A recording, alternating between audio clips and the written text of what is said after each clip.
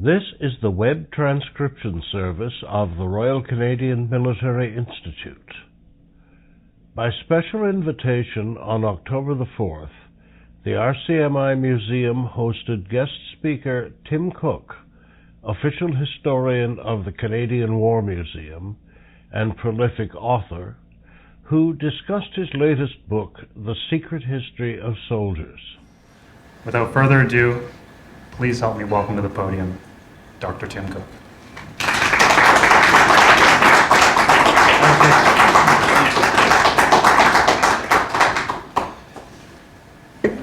Thanks, Ryan. Thank you very much, everyone. It's a great pleasure to be here. I love speaking here. I love visiting. Ryan always treats me to behind-the-scenes views. He may do that for you as well. Maybe it's not so special. He'll show off the collection to pretty much anyone, I think. But it really is an astonishing collection. And he's right, the pieces there are very rare.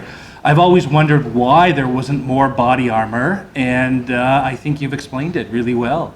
I have a great job. I love being the First World War historian at the War Museum. Every day I'm dealing with material culture, the art, the photographs, the history, the letters. It's a very powerful collection.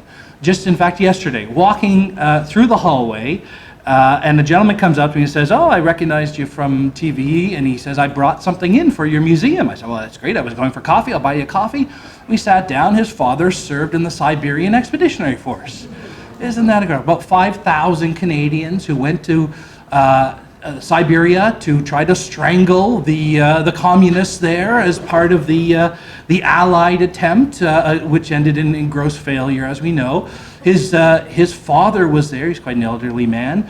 He had two belts where he had put about 15 buckles on each. They have the strange name as hate belts, but sometimes known as badge belts. And one of them was filled with Russian units. And I thought, this is incredible. He also had a walking stick like that, about 2/3 the size, without the seat part, made of .303 rounds, so a trench art that the soldiers had put together. I get paid to do this. It's pretty good. I don't ever walk down the stairs with interns behind me. I'm afraid someone's going to push me down the stairs or something like that. Anyways, it's a pleasure to be here. Let's hope the technology works. I'm going to be talking about my new book, The Secret History of Soldiers, although I'm just finished editing another one, which I'm happy to talk about a little later if you'd like. This is my 11th book, and each book has its own history. They have their own story. Sometimes people ask me which one I like the best. I don't answer that usually. It's a bit like asking which of my kids I like the best. It sort of depends on the day. But unlike my kids, each book reminds me of a time in my life. My first book on gas warfare, when I was at the Royal Military College of Canada as a young person and working my way forward to the present. Getting married, getting jobs, having kids, going through events as we all do in our lives. And so the books mean something to me. And this is a book, though, while it was written in 2017 and 2018, goes all the way back to the beginning. Goes back to 1995 when I had started at the Royal Military College of Canada as an MA student in the War Studies program. I was a civilian there, and so I learned a lot. I learned a lot from my colleagues who went from lieutenants all the way up to lieutenant colonels. There was a culture there that I was exposed to. I had a grandfather who flew in Bomber Command in the Second World War, but he'd passed away when I was very young. And I enjoyed my time there. And I tell people I learned a lot at RMC in the classrooms. I learned a lot outside of the classrooms. To be in the mess, to be with serving officers, to talk to cadets, to have access to the incredible collections there. And that first thesis I worked on was my gas warfare book, No Place to Run. And I had started that research with the idea, and each book, of course, has a question I'm trying to answer or think about. The Vimy book, for instance, why do we still care about Vimy? What does it represent to us as Canadians? Well, for the gas warfare one, the question was really how did the soldiers survive chemical warfare? I had lived through Gulf War I. I remember the effects of, or the great fear that Saddam Hussein would unleash biological chemical weapons and how soldiers would fight in NBC kit. And I thought, well, what about the First World War? And so I began to research, and that became a very big project, and ultimately my first book. As I was reading the letters and the diaries, because the accepted wisdom of the time was that once the gas mask was introduced, gas was no longer effective. That didn't seem that didn't seem possible to me as gas continued to be introduced, right? Chlorine gas introduced the first time April of 1915. It had been tried a bit on the Eastern Front and failed. But against the Canadians and the French, that 6-kilometer long death cloud rolling through the French territorial divisions that fled, the Canadians shifting over and counterattacking at Kitchener's Wood, and then at Mauser Ridge, and finally in a fighting retreat and losing 6,000 soldiers in 4 days. And they had withstood that gas. And then the Germans introduced phosgene gas about 5 months later. Phosgene gas was about 8 times as lethal as chlorine gas, and it was invisible, and you didn't even know you were being poisoned. At this point, various gas masks had been introduced, but the smallpox respirator, the famous one with the goggles and the hose for the Allies, did not come out until late 1916. So gas continued to cause casualties to attrite morale, and then mustard gas was introduced, of course, in the summer of 1917. It burned and blinded soldiers. All of this, I thought, seemed odd that people thought that gas was not effective. And I read, of course, there were 1 million gas casualties, about 91,000 killed, we think. But from the soldiers' letters and the diaries, I realized that they were terrified. Of course they were terrified of this. But as I was reading those letters and the diaries, looking for that 3-letter word of gas, I kept coming across a 3-letter word, rum. I thought, well, that's interesting, the rum, and I realized that soldiers were issued rum in the morning and at night if there was enough to go around, and it was a form of medicine. The soldiers certainly saw it as such, and those who were teetotalers who took it, who wrote home to their mothers, who were very concerned about their spiritual well-being, wrote that this is important to us, this is how we're surviving. And those who were a little less kind to mother wrote, you should come out here and stand in the mud and you'll understand why we take this rum. The rum was important as a combat motivator, as a part of the reward system. And yet I also found that rum was in their songs and in their poetry and in their trench newspapers.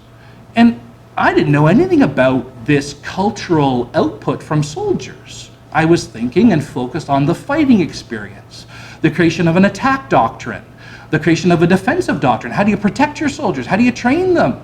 There's a whole complicated system that comes together. The psychological elements of gas, and yet the culture was there.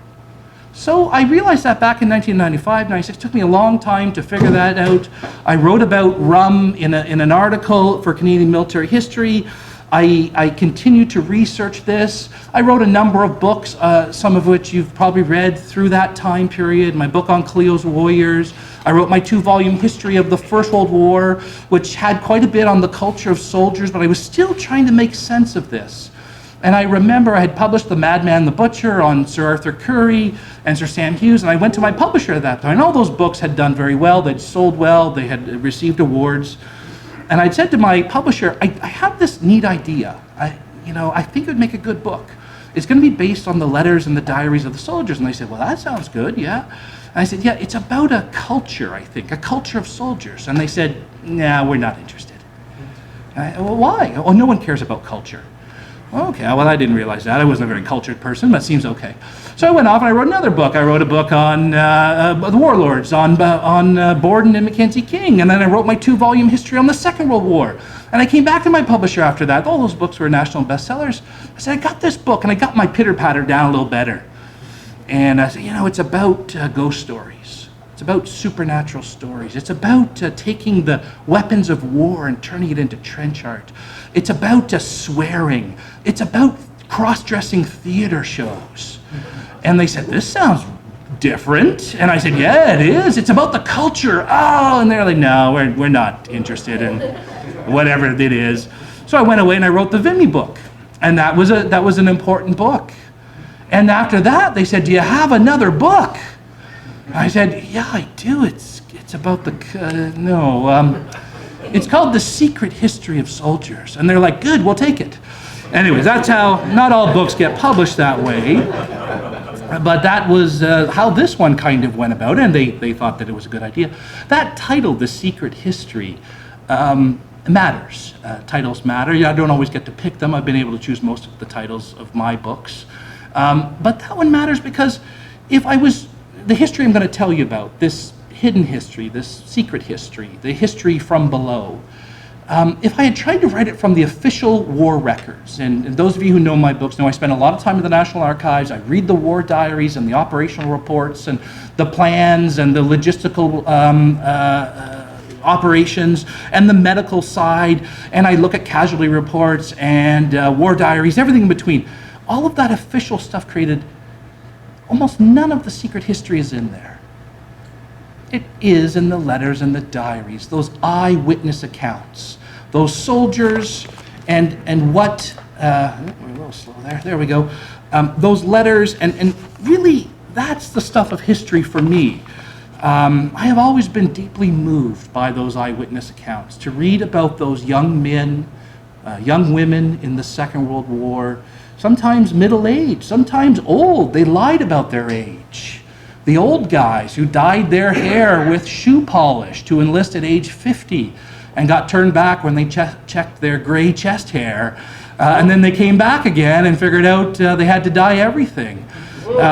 These were guys, now 50 doesn't seem too old, I'm 47, but of course the life expectancy is about 58 before the First World War. So imagine that today, that'd be the equivalent of an 83-year-old enlisting. And the oldest soldier I have found who enlisted in the CF was 79 years old. He would be the equivalent of about a 100-year-old today, I think. So this is the story of these soldiers. And the question I wanted to ask was, how did they survive? As Ryan alluded to, how did they endure? How did they come through this terrible conflict? I am not one to minimize the stress and the strain of combat. It is horrendous, and when you read the letters and the diaries, it is there. And yet, for the most part, they did not break down. They kept fighting. How was that possible? If we think of the war and the war experience, I would suggest that it's not these images that we think of, is it? If we think of films, for instance, the films created on the war, everybody is killed in the film. We all know what the final scene is. Everyone goes over the top. They're all machine gunned down. I saw Gallipoli as a young boy. It shocked me, that final scene. And to some variation, almost every First World War film focuses on the death of everyone. And if you survive, you emerge as a broken human being. That's how we have framed the First World War. I think it's different for the Second World War. I could talk about that later. But the First World War is one of tragedy, I think. These victims, the victims of the politicians, the victims of the generals, the victims of the war, they are ground up on the Western Front. And yet, if you've studied the soldiers, they had a tremendous resilience, endurance, ability to cope. Where did that come from?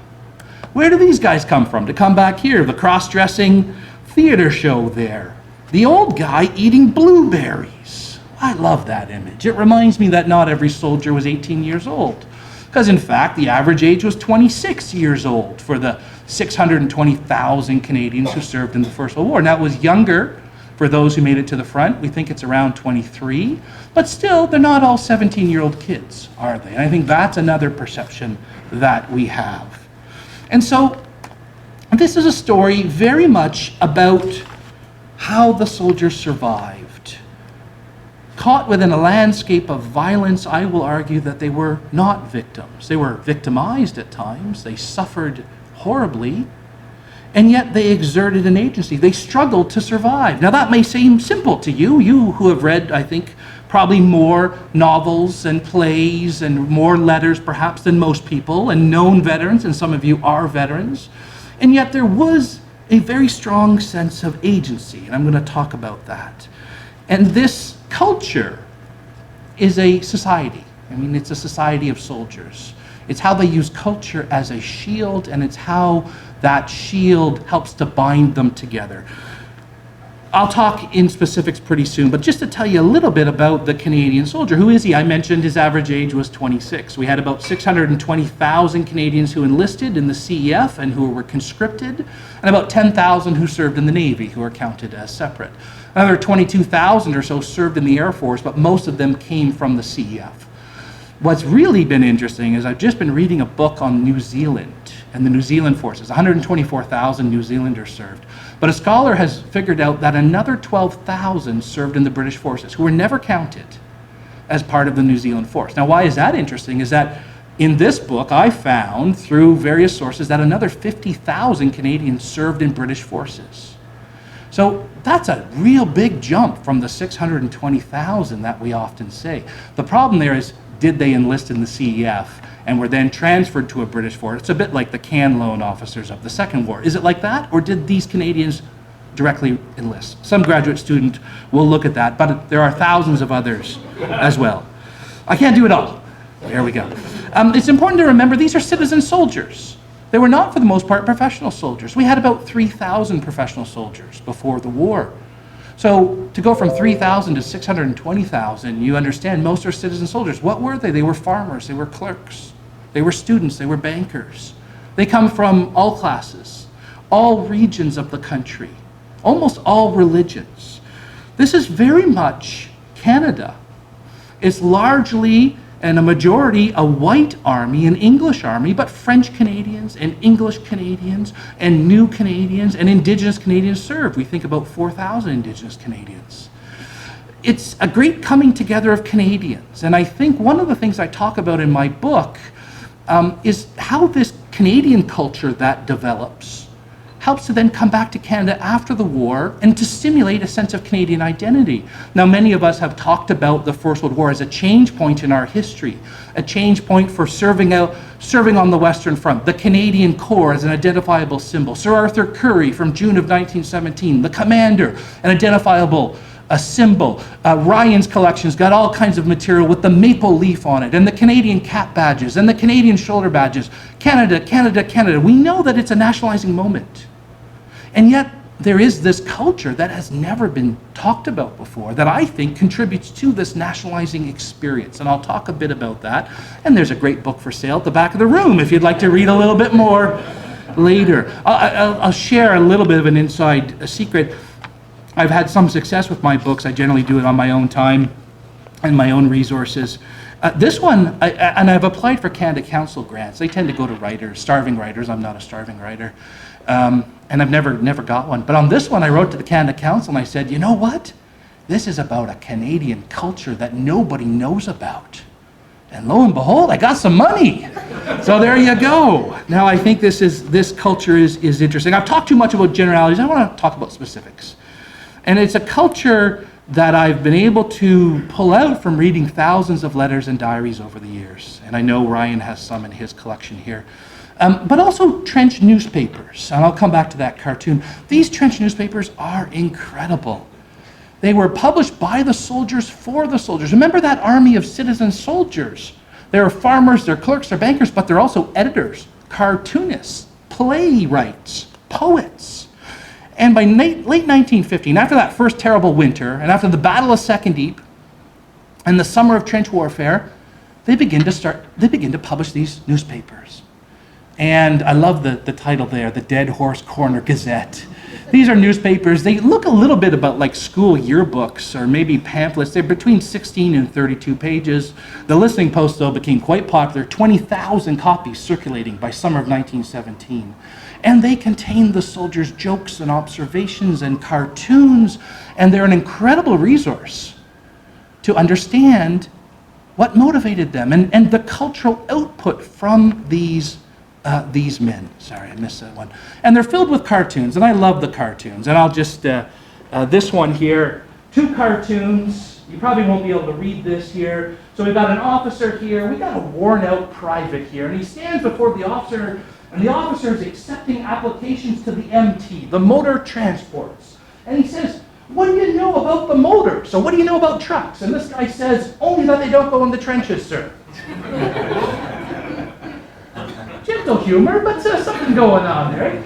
On the right, another cartoon by by Hugh Farmer, who was the most famous cartoonist of the war. Maybe you know the name Bruce Bain's father, who had painted and cartoonist, tremendously funny. He's a captain in the British Army. Everyone loved him. The Canadians loved him. The Aussies loved him. Everyone copied him.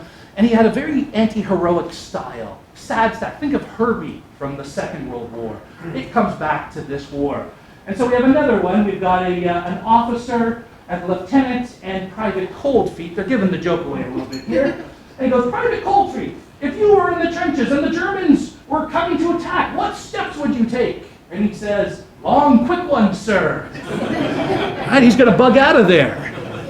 And there's a lot of these jokes and about running away from the front, from not doing your duty, for embracing a sickness. We know about self-inflicted wounds. We know about shell shock. They have jokes about shell shock. They have jokes about taking down their officers. They have jokes about pushing back. There's a biting comment in one of the early newspapers where they say, would Private, and they name him, will he be attending the funeral of the soldier who he made go over the top to pick up garbage from the trench? Now, one of the problems with soldiers is they took their bully beef cans and they just tossed it over the trench. And there was a whole wasteland out there of rotting cans, which is not good to have. This officer had sent a man over the top in broad daylight. He'd been killed. And the guys made sure to let him know they were not happy about this. Would he be attending his funeral? And so I was surprised to find this pushback against authority. Now, it doesn't mean that all the soldiers at the front want to run away. It does mean, though, that they have a voice, and that the officers are reading this, and the good ones are absorbing this in what is called officer-man relations or management of the time. And scholars have talked about that. What do good junior officers do, and how do they lead their men? And you may be surprised to hear that the death rate of junior officers is higher than the privates. And why is that? Because they're leading from the front. It's different once you get beyond the battalion. But those junior officers are leading from the front, and they're dying in front of their men. And yet, there's also this teasing and this pushback against authority.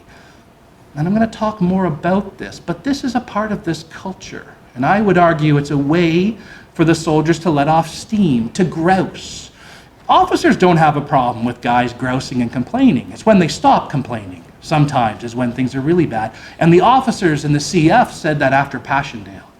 The guys stopped singing. They stopped complaining. They stopped talking. That's when the officers woke up and said, we have a serious problem with morale and discipline. So I would argue that this is a form of signaling to officers of what's going on in the unit. It's also a way for the guys to share their stories, and this is important.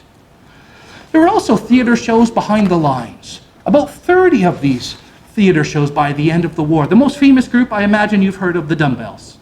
They were just one of the groups. They became a super group after the war, in fact. They took all the best performers, and then they toured the country for 10 years in the 1920s. They played to over 1 million Canadians. A Canadian culture that most people today have never heard of. It comes from the Western Front. And the Dumbbells were there, and they were entertainers in the front lines. The first unit to set up a entertaining unit was the PPCLI, Princess Patricia's Canadian Light Infantry. They were formed, as many of you know, from British regular soldiers, but most of those guys were dead or wounded by late 1915, and they began to get drafts of university students from McGill. And these young guys were anxious to put on plays, and they began to do it, and it became an important part. And the generals after the Somme are really perplexed by this.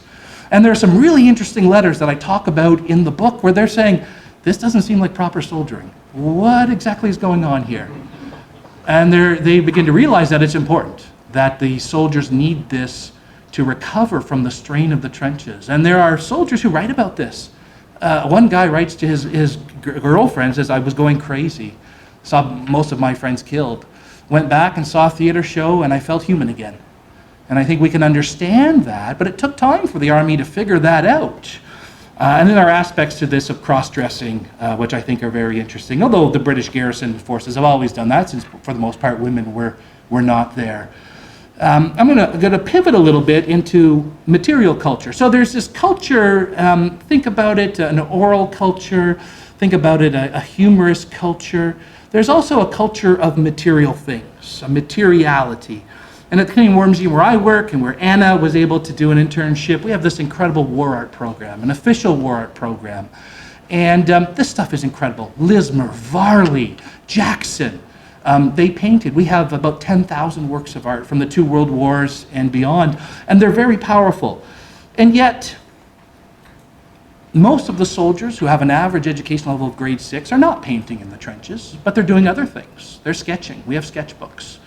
They're trying to write poetry, like the great poets John McCrae or Canon Scott, who they know about. And this is a part of their culture. But one of the things that matters to them as part of this soldier society is the material culture and the souvenirs. And I like the cartoon on the left here of the soldier there with all the helmets and the iron crosses. And he's been collecting this stuff, and it's a bit of a joke there. The optimist at the bottom, the joke there is that he's not taking all this stuff home, right? You can't send the stuff in the mail. For one thing, the guys in the rear line will steal it, and they'll take it and sell it, and it's illegal to do that. But anyways, the guys do smuggle out this stuff, and it matters to them. Everybody collected on the Western Front. If you read any memoir or letter or diary, they will talk about this. And this struck me as very strange. They're literally in places, hellish places of destruction, of sniping, of shell fire. Why do you want a souvenir from there? It's like going to hell and getting a postcard. And yet it mattered to them. And clearly it matters because it shows service. You have a German helmet, you were there. You're in the front lines. You got an Iron Cross, it means you were there. This extends to the Second World War. Everyone collects everything. Good soldiers know how to steal anything. And they're proud of these skills. And it's not just that they're collecting material, it matters on the battlefield. And I'll give you one concrete case. Canadian soldiers had a reputation for executing prisoners on the battlefield. It came after the Second Battle of Ypres, where the Germans supposedly took a Canadian prisoner and crucified him. And this rumor, it doesn't appear to have happened, at least no one has been able to prove it, but this rumor circulated, and the Canadians right openly, we're not taking any more prisoners. And the Canadians had a reputation for doing this. The only caveat to add to that is the Australians had the same reputation, the New Zealanders, the South Africans, the Gurkhas, the Germans, at least the Prussians. It's a sign of being an elite soldier or something different. And it did happen. Canadian soldiers executed prisoners on the battlefield. But it's in that gray area when soldiers are trying to surrender, when the battle is still going on, or when a German machine gunner fires off 300 rounds and cuts down 20 of your men, and you finally get to him and he throws his hand up and says, "Comrade," it doesn't always work out that way. And that's part of the secret history as well. But one of the things I argue in the book, and it's very clear to me, is that the process of souveniring or stealing from the Germans saved German lives. The Germans came in, there was a symbol and a sign, they put their hands up, "Comrade, comrade," many of them holding pictures of their wives, their children, their mothers, they're handing over their watches, and there's a humanizing element there. And the blood-thirsty adrenaline dies down, and those prisoners survive. And so it's really interesting to think about this cultural process of taking things and souvenirs, and yet also how it can actually save lives on the battlefield. And so these are some of the things I talk about in the book.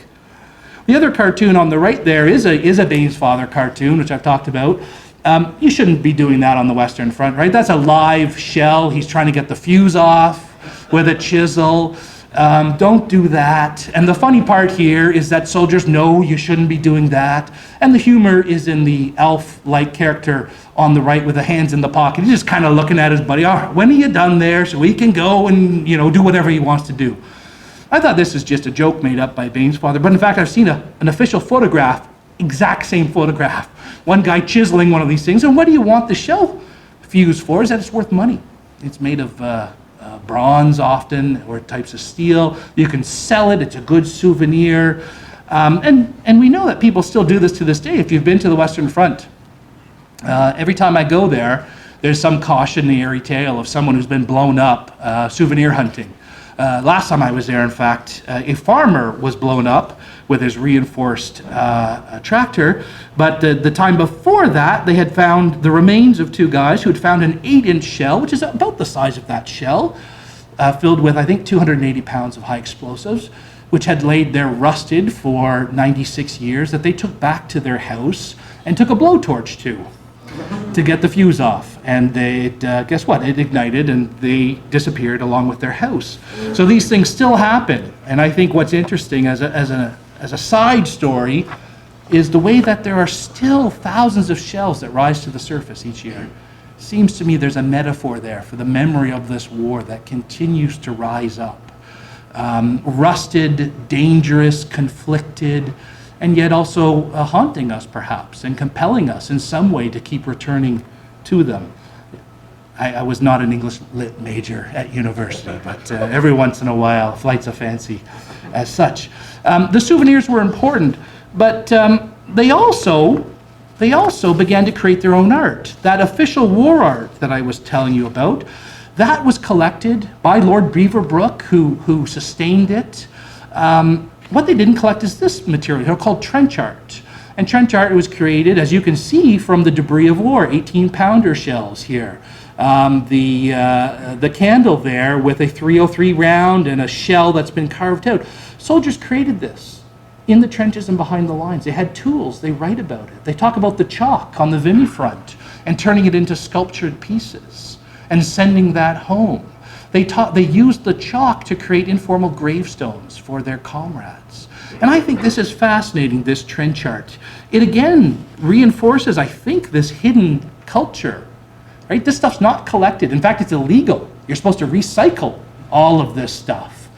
There's these amazing statistics at the War Museum of how they recycle and how much they recycle. And after the Battle of Amiens, recycling 9,000 helmets and 14,000 scabbards. And they have lists of this.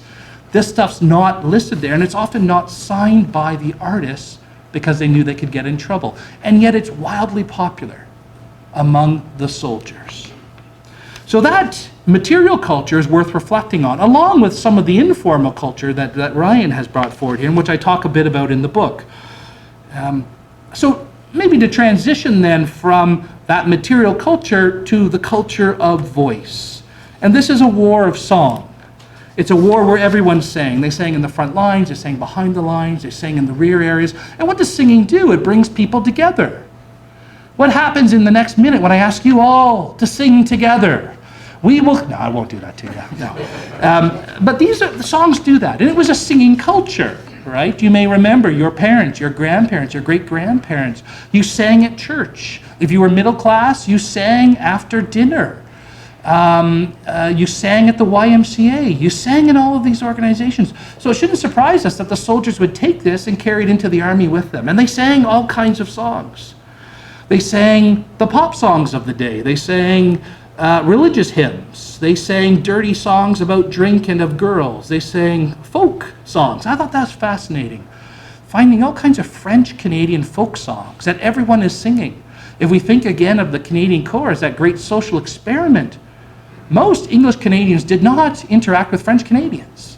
And yet they're writing home. They said, I met a French guy the other night. He wasn't as bad as you said he would be, Dad. You know, and I met my first Black Canadian. They don't call him Black Canadian, but you know, and here we are. And geez, there were 222 Japanese Canadians who served in the CEF, and they served largely in the 50th Battalion. I've got a letter from one of them, which I had translated, where he says, we spent all night singing our songs, meaning Japanese songs, and my white comrades were singing their songs. It's a way to come together. These songs mattered. And through my research, I've been able to find all of the parodies of songs. And this I find fascinating. The cultural aspect here of taking the popular songs of the day and then working in your own lyrics to reflect your experience. And the Canadians sing about the Ross Rifle, and they sing about various battles they fought in, and they sing about their commanders, and they sing about life at home. And it reflects their culture, their identity. It also is used for other elements, and this may be a little embarrassing. I'm going to sing you a song here. This is a song I found in a soldier's letter called Never Mind. I'm going to ask Ryan to join in after. It goes like this, and it's to one of the popular songs of the day, but they add in their own lyrics. So it's called Never Mind. If the sergeant drinks your rum, never mind. And your face may lose its smile, never mind. He's entitled to a tot, but not the bleeding lot. If the sergeant drinks your rum, never mind. When old Jerry shells the trench, never mind. And your face may lose its smile, never mind. Though the sandbags bust and fly, you have only once to die. If old Jerry shells the trench, never mind. And then it would go on, and then I would throw it to someone else. And then they would begin their song. I played rugby at university. We did this all the time with more inappropriate songs. And it happens in the army to this day, I think, and in the forces and other groups where people are isolated, where they are a tribe unto themselves, where they are creating cultural bonds to keep them together. This is the stuff that helps to glue this society together. And the words matter there. A lot of songs about jokes and kicking the sergeant major once you're out of uniform, and the importance of singing and songs and rum and girls and all of that. But this song is called Never Mind, and I think that's an important element in this culture. Could have been called Suck It Up, Deal With It. Right? That's a part of this very masculine culture. And it is about shrugging it off. If the sergeant drinks your rum, never mind. And it goes all the way to when the shells are coming, never mind. You want to know how soldiers stuck it, and that's their word? It's through partially this culture of song, of material culture, of banding together, of seeing the theater shows after the terrible strain of battle. It is of coping, it is of enduring. And there are elements of masculinity here that I won't go into, except it's a very rough culture, it's a coarse culture, probably wouldn't fly in this day and age.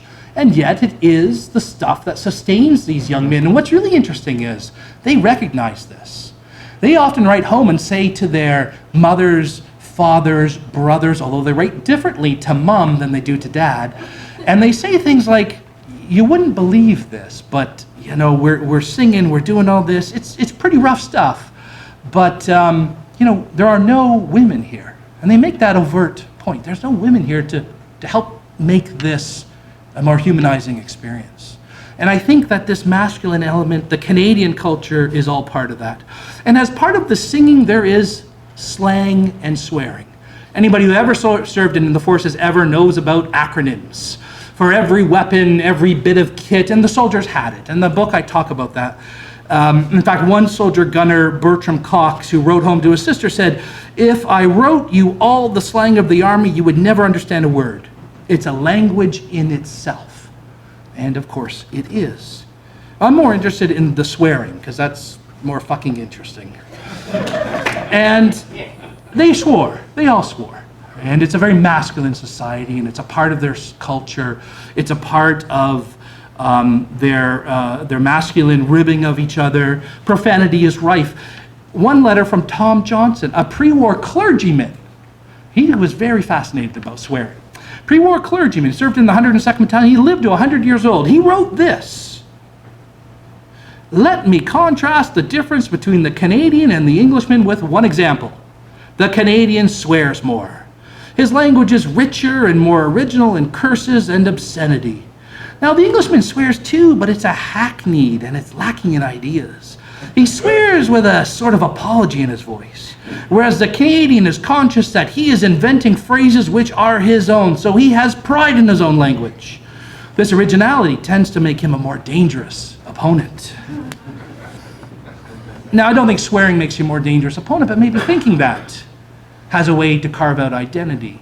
And I think swearing is rife, it's everywhere. They have a tremendous ability to use nouns as verbs and adverbs and adjectives and all kinds of interesting phrases. I won't go into full detail, but the book does, and it's fun to read about this. And I think two things come out of it. One is the question of masculine identity, that these were young guys. Some of the older guys, right embarrassingly, they are embarrassed about the young guys. The 16, the 17-year-olds who are swearing more than anyone else. And hey, these are not guys with PhDs, but they understand what's going on. They know these guys are trying to act tougher so that they fit in. And I think that's important, and I talk about that element. And there's an element of swearing as a form of shield. And many soldiers, including E.L.M. Burns, a lieutenant in this war, lieutenant general in the Second World War, one of our most famous soldiers, in fact, peacekeeping and everything, who hasn't received his just dues, I think, in our history or by our historians. He writes about swearing. He was fascinated by it. Burns, of course, in the Second World War, his code name was Sunray, because he never smiled. But he was a pretty funny guy if you read his letters and writings, and he was interested in swearing. And what he writes, among many things of the swearing, is how swearing was used as a shield. He identifies this. Soldiers under shell fire bombardment, he says, do a number of things. Some just turtle and are quiet. Others scream obscenities, he says, at the shells coming down. He talks about machine gunners at the Battle of Montserrat on the 2nd and 3rd of June 1916, fighting on the flanks, and how the machine gunners are hurling swear words at the enemy as they're coming over the top. Why are they doing this? Well, there's something going on there, right? And I think I try to explore it in the book. Swearing is important for a third reason, is it helps to distinguish the soldiers from civilians. I mean, at this time, sort of sailor-like swearing is not a common thing among middle-class men, and yet it's a part of this corseting, it's a part of coming together, it's a part of communicating, it's a part of this culture and society. The other thing, of course, that distinguishes the soldiers from the civilians is death. And the prevalence of death was the greatest divide. And the soldiers talk about this, and they know this. Infantryman John Becker described the black and bloated dead, as he wrote in his memoirs, covered with flies and maggots, a sight that would turn the stomach of one who had not grown accustomed to such sights.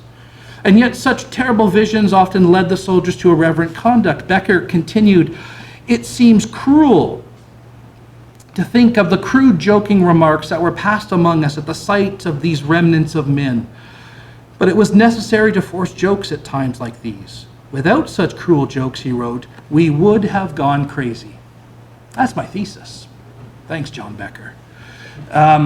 Without this irreverent humor, without this culture of song and material culture, without the swearing, without the theater shows, they would have gone crazy. And in the realm of death, they lived in a world of chance and fate. You know the phrase, when your number's up. Most of the soldiers expected to be killed at some point. And what?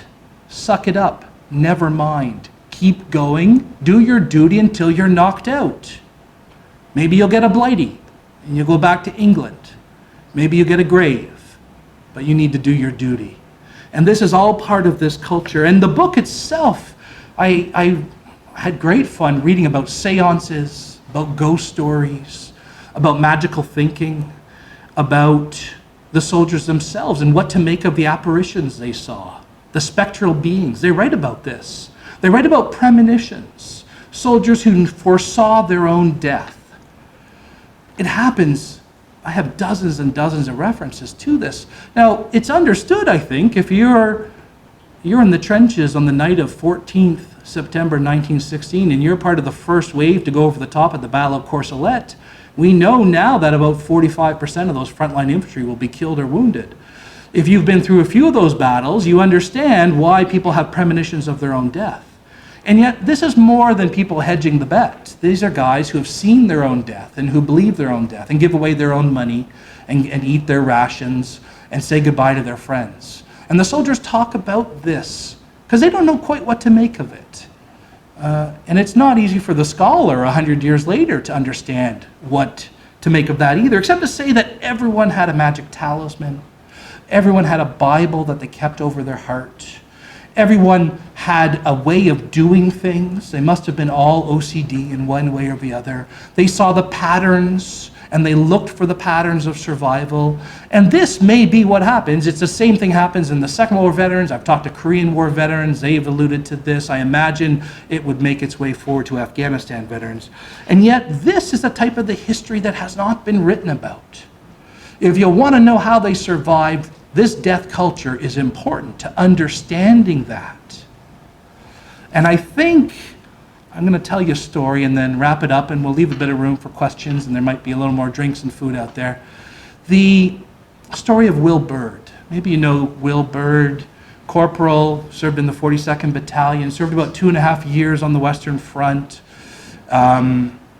wrote about this experience. It's after Vimy Ridge. He's a corporal. He's led a working party of about 10 guys out. They've done it's a dirty night. It's raining. It's gloomy. It's back-breaking work. They've been digging trenches, laying barbed wire. It's shit work. They come back. He makes sure as a good NCO that his guys have a billet, so they're down. There's no room for him.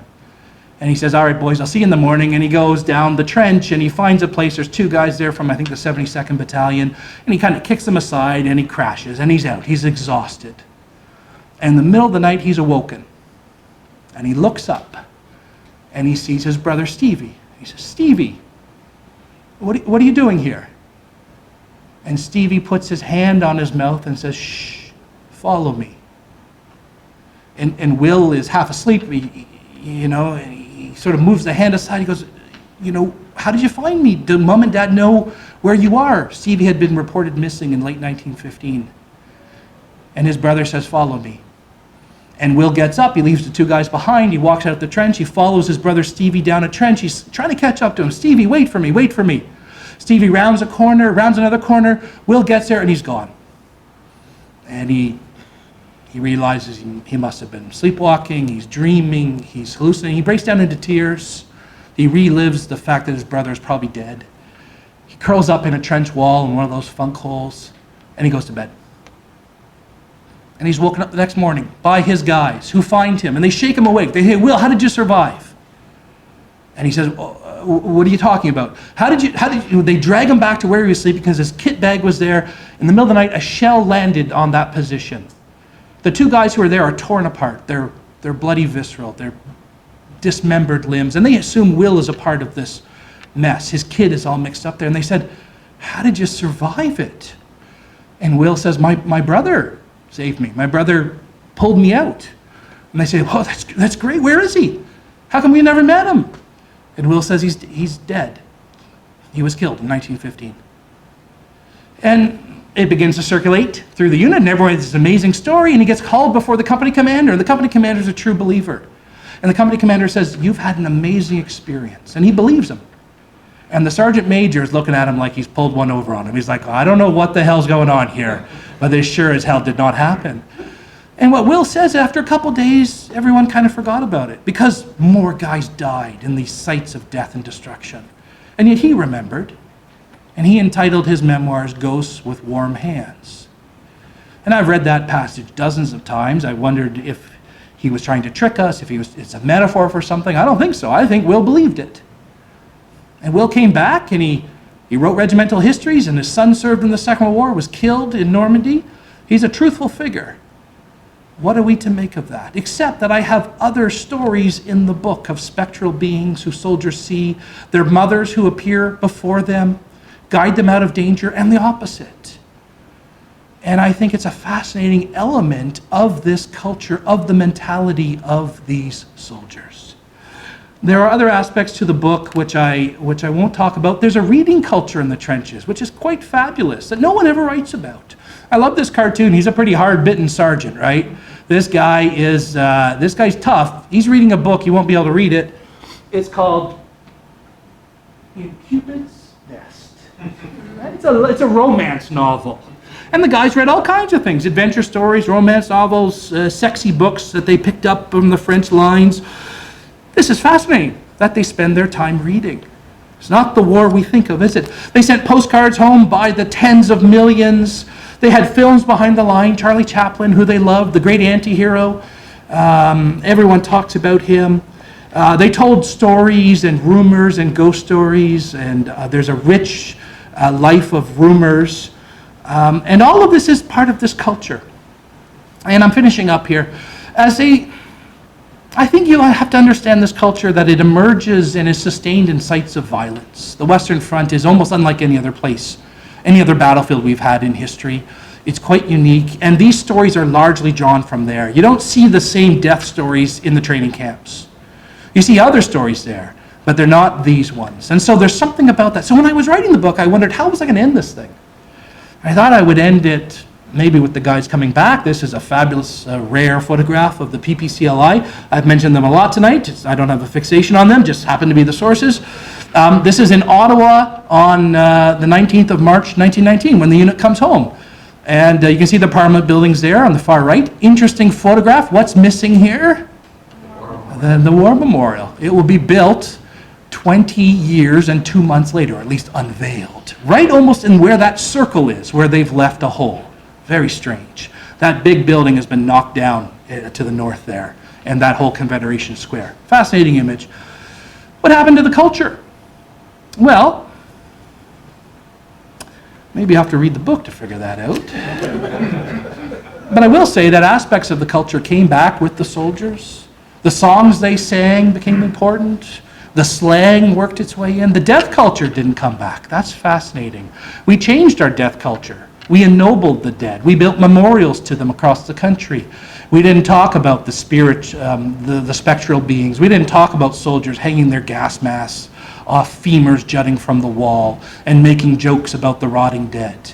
No, it's a different culture. But there are some elements of that culture that continue. And the argument I make in the book, I think, is an important one, and it came to me late in thinking about this, but there's a veterans culture that is very similar to the soldiers' culture. And it helps to sustain the veterans in the post-war years. And it's a closed culture, like this culture.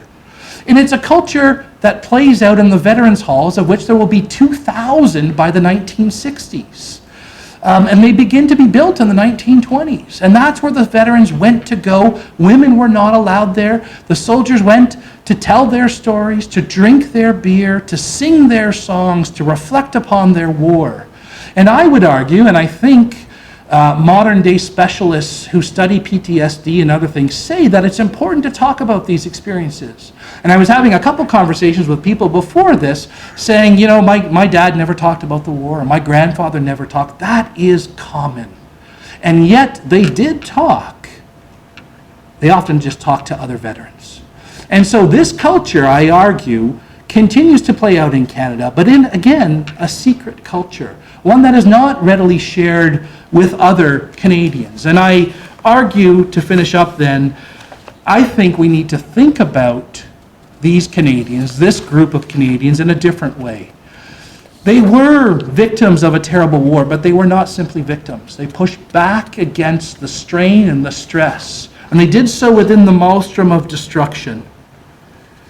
We focus a lot on the shell shock soldiers. We think there are about 15,000 shell shock cases. Many more we now know would be suffering from what we would now call PTSD. Yet how did most of them survive? How did they cope? How did they keep going? How did they do their duty?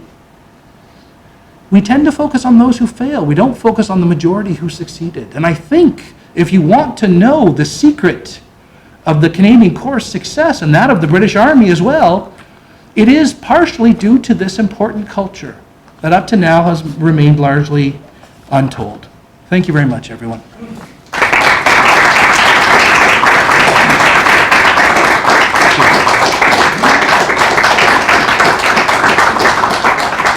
Thank you. Happy to answer any questions. Put your hand up and maybe identify yourself. It's always tough going first. Yes, sir. Gregory Lilton, past curator. My uncle was in the 29th Battalion. I knew him fairly well for the last 15 years of his life. He would come over for Christmas dinner now and again, and he'd have his rum and coke. He introduced me to rum and coke. I learned much later that it was a waste of rum. What is the best, closest rum to service rum diluted? Oh, well, the rum seems to have come from the Barbados and the Jamaican area. Not surprisingly, with the British Navy and the Royal Navy. And it's not like rum that we have today. It was really thick, viscous rum. Not quite like molasses, but something in between modern rum and that thicker rum. And it was strong. And the soldiers talk about this, and they didn't understand proof or unproof. Years later, there's a series of interviews from the CBC done in the early 60s that talked to veterans. They all said it was over 151 proof rum. Who knows, except that it was strong, and that soldiers talked about the rum as a motivator. And they talked about it. One guy said, after drinking this stuff, I would have killed me own mother. They all got it before battle. The Australians, it got so out of hand with the Australians in giving rum before battle, with guys running off in all direction and not following orders, that they withheld it. And there was nearly a mutiny in the Australian Army, but they gave the guys double shots of rum. They gave the guys who came out the other side their survivors rum. So there's a bit on rum. I don't know how best to drink it or what to do, but I imagine your father or grandfather would have known better than I. You had your hand up? I'm Catherine Langley. There's an interesting article in today's Star that I didn't get to read about a seance at a house here in Toronto where there have been several murders. And actually, to validate what you're saying, it's interesting now with MRIs when you see when people sing and when people swear and when people are able to express themselves, how that actually increases their serum cortisol, which is a stress hormone, but also their adrenaline. It's very interesting how these aspects are really part of all of our survival mechanisms. Right, yeah. That these being naturally special. Yeah, well, thank you for sharing that. I looked for seances in the records. I was hoping to find one. I found one seance. It was sort of an ESP type thing. A bunch of guys were in a dugout. One of them had just read, is it Kipling, who lost his son in the war, and who was also a spiritualist, and who had written a book called My Boy, whatever his son's name was. And the soldiers were reading this, and it talks about the spiritual world, and it talks about that there is life beyond this. Think of all those grieving parents who lost sons, wives who lost husbands, children who lost parents. There was a well of grief. And spiritualism, as we know, is very strong from the late 19th century to the early 20th, takes a dip around the 1910s, and then emerges much stronger in the 1920s. Those of you who know your Canadian history, William Lyon Mackenzie King begins his spiritual explorations in that time, as do thousands of Canadians. And I found a case of a number of soldiers coming together to try to guide one soldier towards something. They were trying to do a collective ESP, I think. A very, very interesting. I don't think there was a lot of time to do seances on the Western Front, but a number of the veterans come back and they're involved in spiritual movements in Canada, of which there is a fairly strong one, and one that the churches of the day were very uncomfortable with. Yes, sir. Yeah, if you'd like to. Well, go ahead. Okay. Bob Kennedy, another war studies survivor. Joel Betts at Waterloo a year ago wrote a book about poetry of the period. Made the point that surprisingly poetry was the main literary expression, popular expression at the time, at least in Canada. Were you surprised by the amount of poetry you found written by these tough guys, or did you not find? I found a lot of poetry, and there's a section in the book on that. What I think is interesting about the poetry of the war, and if you have any engagement with the First World War, you will have encountered Wilfred Owen and Sassoon and Graves, and those are just the British poets, and the Americans and Canadians, John McCrae and Ken Scott. And the soldiers read the poetry and they admired it. It was an important form of communication in the early 20th century. You see less poetry in the Second World War, although surprisingly you still see enough of it. What is really interesting about the soldiers' culture, I think, is that the soldiers who were doing their poetry, it's lowbrow, it's doggerel, it's the poem about rum or the cigarette. There's a lovely poem I reproduce in the book about a guy about the hand he held, and he's missing his girl at home, and if I could only hold your hand again, and the last two lines are about the fact he's at a poker table, and the hand to hold is 3 aces and 2 kings. And it's that kind of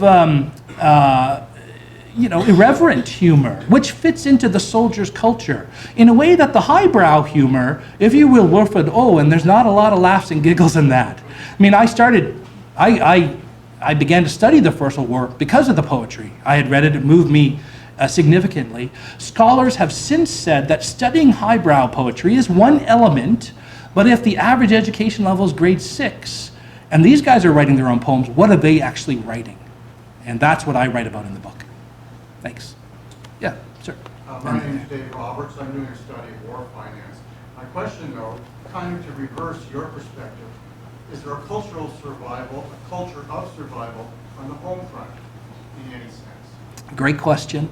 We have no scholarship on that. Very few people have written about that. I've just reviewed a book for McGill Queens, which is going to be coming out on soldiers' wives. The whole book is on the soldiers' wives, how they coped and endured. I was reading this thing and I loved it. It's a great book. Look for it. It'll be out in a year or two. Buy that book first, but then, anyway, so this book will come out and it will explore how wives were coping and enduring with absence, with husbands who were supposed to give half of their money and then it dries up in 16 and they're living on almost nothing. On the Canadian Patriotic Fund that raised more than $50 million in Canada for soldiers' dependents. For husbands who married another wife overseas while the wife at home. Often that's why the money gets cut off. For soldiers who come down with venereal disease and whose money is withheld. I mean, there is a whole story of coping and enduring, and you're exactly right.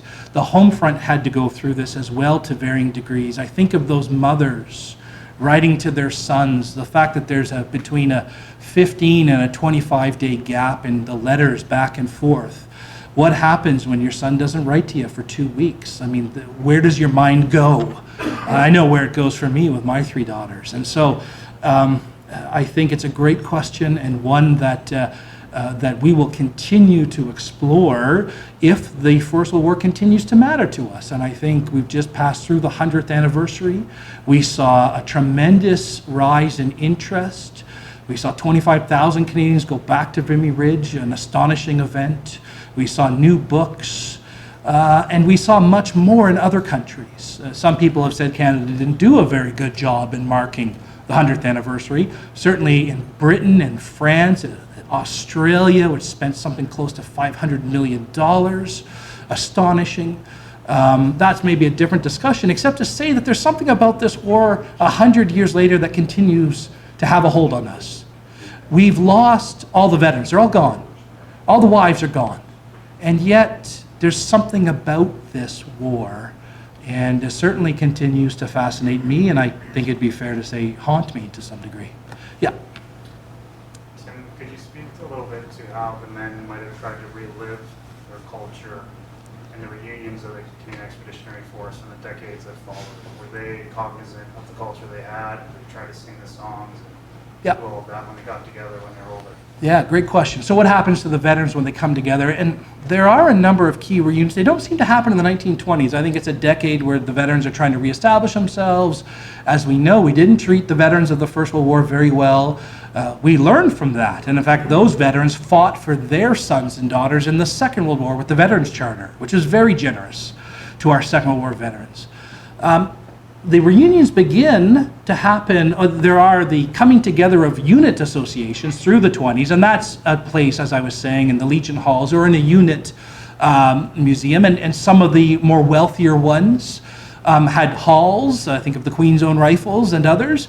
Others were doing it in barns and just simply places to get together, and they would come together, share those stories, and that's where we see the culture, the songs, the poetry, the trench newspapers that begin to publish after the war again, regimental histories, which I think are an aspect of capturing that. And we see the first big reunion in 1934 here in Toronto, where about 75,000 veterans converge on Toronto, and it's a massive event. And 2 years later, we have the Vimy Pilgrimage, where another 6,000 veterans will go overseas. And so I think it's another underexplored aspect of the history of what is the veterans' experience. What was it like to be a 28-year-old veteran in 1925? And what 10 years later and 10 years beyond that? What is it like to be a First World War veteran in the Second World War? We know 80,000 will serve in the Veterans Guard, a significant contribution. My new book is on the memory of the Second World War. It's called The Fight for History, and it's what happened to the veterans of that generation and how they were welcomed back and how they became a part of society, and then how as Canadians we stopped celebrating their service and how we forgot, for the most part, about the Second World War until we got to the 1990s and the Valor and the Horror, that very awful film, which so outraged veterans. And I think to understand that, it's because for 30 years we'd forgotten to talk about our history. Anyways, that's a different book. Yeah. Tim, you mentioned battlefield atrocities, to not mince words. I don't imagine that it comes as a surprise to anyone in the room. I know it comes as a surprise to a lot of other people, including some who I would have thought would have known it, but do you speak about this with Canadian media of the current day, and what kind of a response do you get if you do? If someone asks me, I give them a truthful response as I see it, except it's not a 15-second response, is it? I mean, to understand atrocity on the battlefield, you need to understand the experience of combat. And what is combat? It is a bewildering, chaotic event. And we can simply not imagine what it was like to go up the slopes of Vimy, 35,000 Canadians fighting on that 7-kilometer shell-cratered slope with hundreds, if not thousands, of corpses to step over, to fight over what happens when you engage the enemy from long range, what happens when you close and have to attack the enemy hand-to-hand. There's a misconception that in the First World War the bayonet was not used. It's nonsense. The bayonet's used all the time. It's a lot easier to shoot someone from 20 yards away to run them through with 17 inches of cold steel, but it happens. How do you surrender on the battlefield? No one tells you that in basic training. You learn it though, and that is part of the politics of surrender. And I would use all of those examples to talk about what happens on the battlefield. On top of the fact of, do you have to take a surrender of someone? When do you take the surrender of someone? What happens if they've been fighting to the last bullet and they've killed, as I mentioned before, everybody in your section but you? Is it up to you to then take those 3 surviving machine gunners? These are complex questions, and the only way to explore them and to talk about them is to talk about them in the full context of that experience, and not to say it happened and therefore something. Have you ever had that discussion with someone who's covered Afghanistan for Canadian media? No. Things have changed. What we expect of soldiers, using that term in the broadest sense, has changed. And I think if we think of Iraq and the 3-block war and soldiers who are expected to be aid givers and diplomats and warriors all in one within 3 blocks, hypothetically, it is a very difficult task. And it is a near impossible thing that we ask of our soldiers to do, and yet we expect them to do it. And when they cannot, and when things go bad in ways that we can never understand, we have not always been generous to understanding the context of what happens on the battlefield. This is not me advocating for war crimes. It is to say that things that happen on the battlefield are very difficult for us to understand, and a simple, quick response will not suffice. Yes? Yeah, Rails, I'm kind of just curious about your thoughts then on any notions then of universals in terms of soldier culture, because I hear so much of what you say and I'm kind of nodding my head going, that sounds a lot like some of the experiences I've had. Mm-hmm. But then I also kind of wonder too then how much of this is not necessarily universals but evolution. I mean, you've mentioned, there are certain World War I veterans who then served in the Second World War.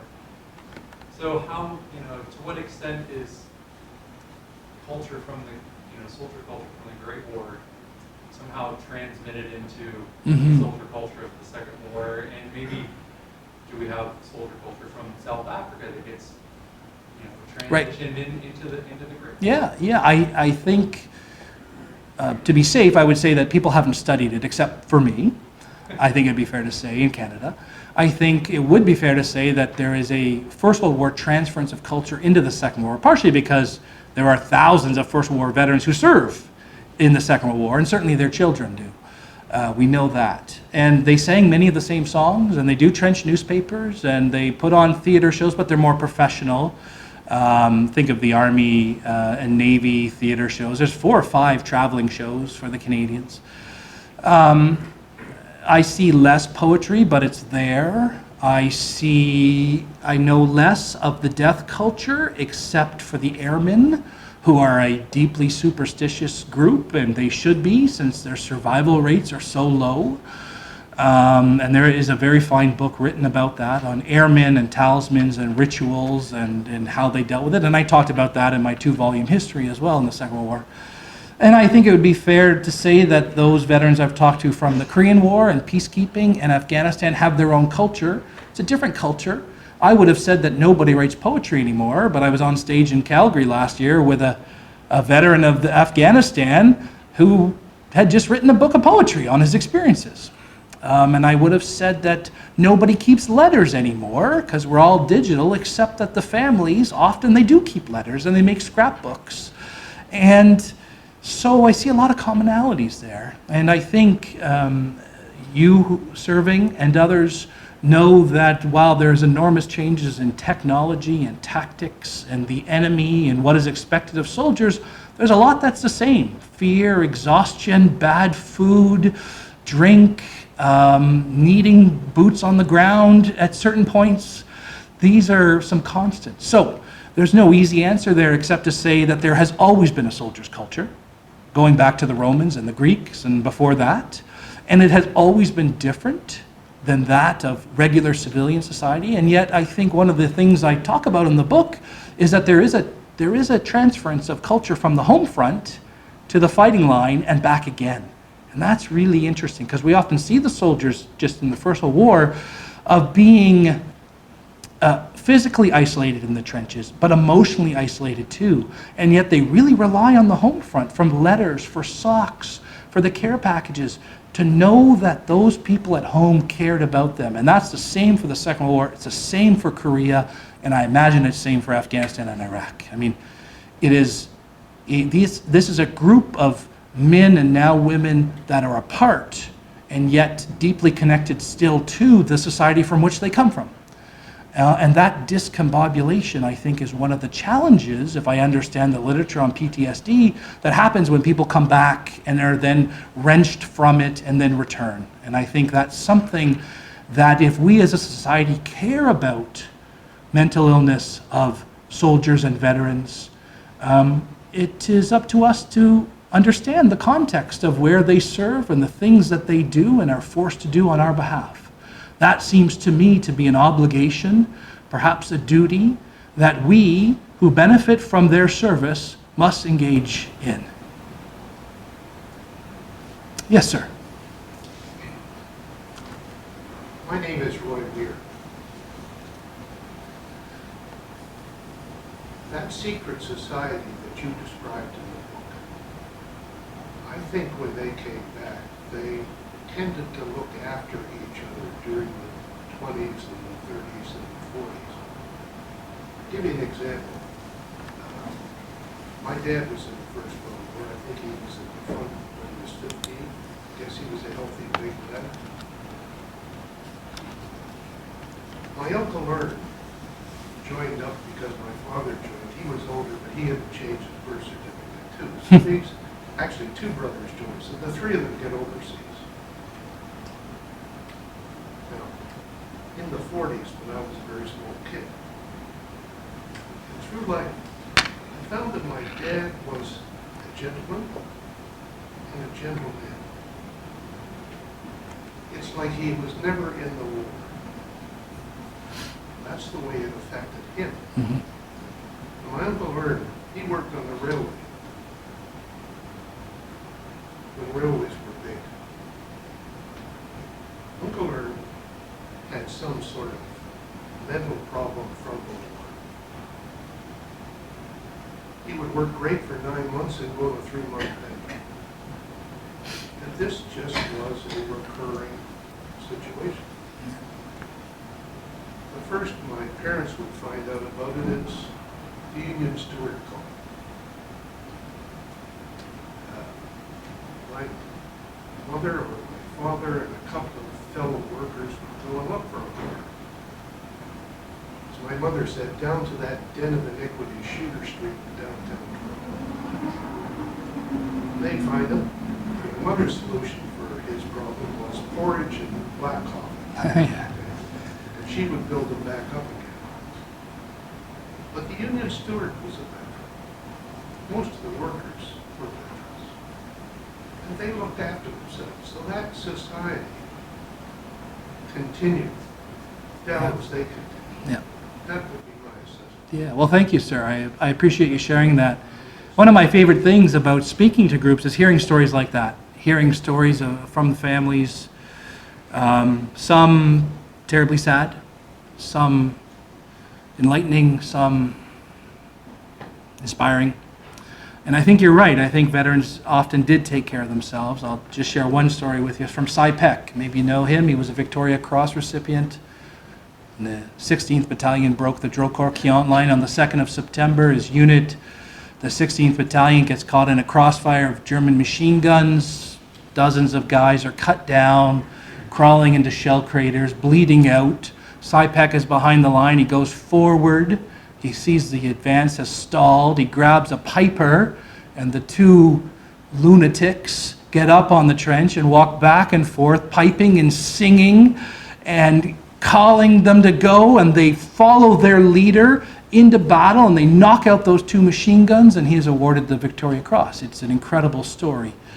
He should have been killed. Somehow he survived.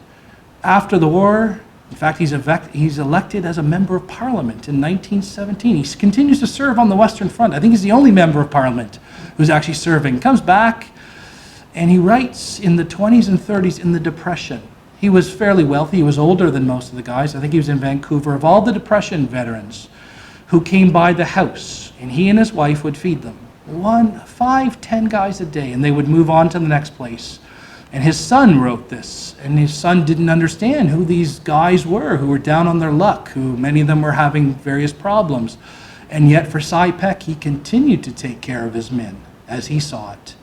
And I don't think it's just lieutenant colonels doing that. I think it's lieutenants, and it's sergeants, and it's privates who somehow are now head of the CEO of the company who take care of the other guys. And I think it's a very strong element of veterans culture, one that we in Canada have not written about in any way.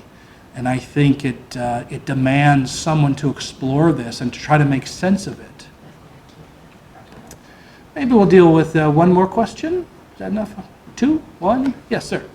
John Stevens from the Queensland Rifles Museum. We have a number of letters and diaries in our collection, some of which we've published recently. And some of it is very humorous too. You've talked about the brass hats. This one gentleman refers to those guys behind the line as the swivel chairs.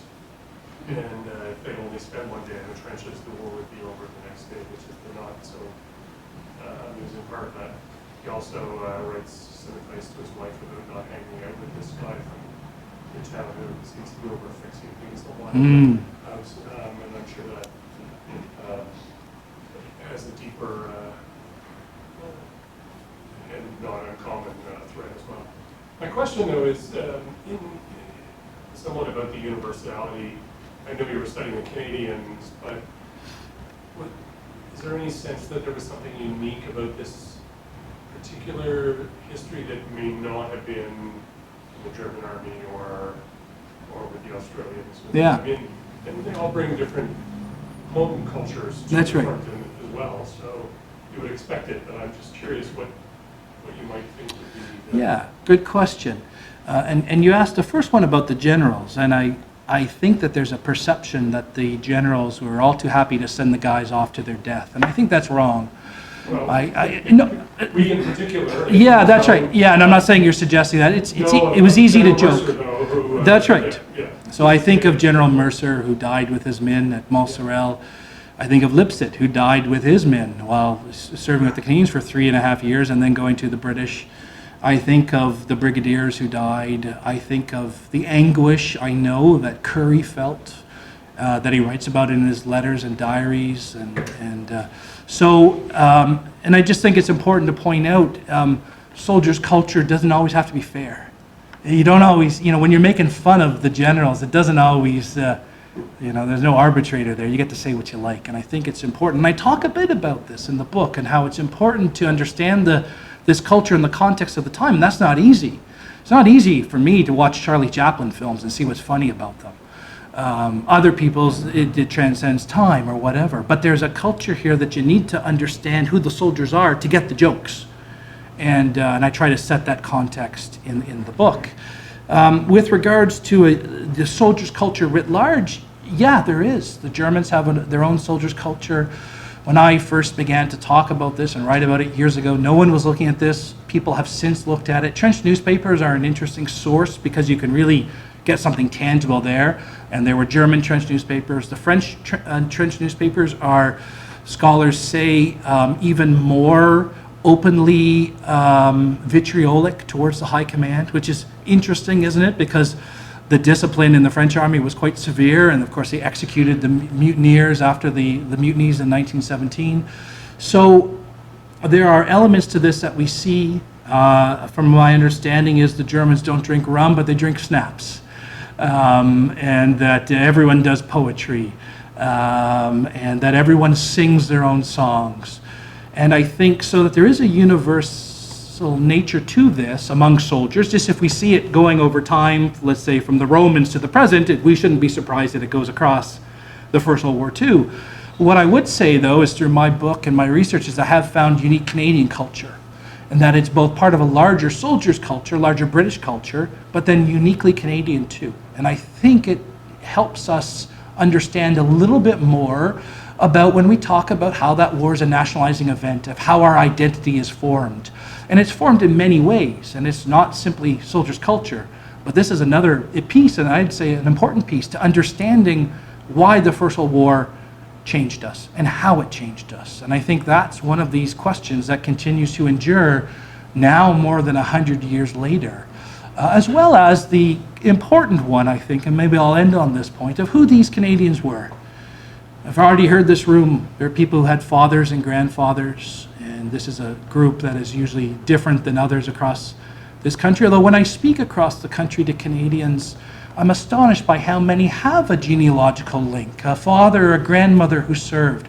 I guess it shouldn't surprise us. 620,000 served, 66,000 killed, some 550-odd thousand came back. In the Second War, 1.1 million served, 45,000 killed, so about 1 million came back. They have populated our country.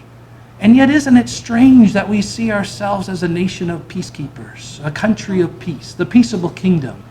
And I'm not standing here trying to tell you that we should embrace war and that we should talk about our warrior culture, but I would say that it is wrong to write our military history out of our country. We're a country that has been shaped by war. You know your history. Go back to the 16th and the 17th century. It's constant warfare. We are decided to be a British nation in 1763 after the 7 Years' War, the War of 1812. We could be Americans. The 19th century, there is a Cold War that goes on with the Americans. Sometimes it goes hot with cross-border raids and the Civil War. 1885, 1899, 1914, 1939, 1950, the whole second half of the 20th century, Afghanistan. That's a lot of war, that's a lot of service. And if you go to Ottawa, you will see those books of remembrance with 118,000 names of fallen Canadians in the 20th century alone. That, to me, is a stark reminder of how this country has been shaped by war. It is not the only factor, but if you do not understand the impact of war, you are missing an important component of who we are as Canadians, who we were, who we are today, and who we might be in the future. Thanks very much, everyone.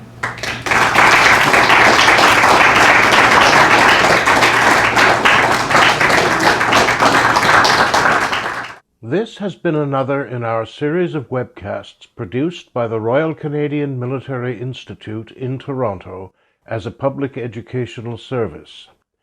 You can find news of upcoming events and links to our webcast archives at www.rcmi.org.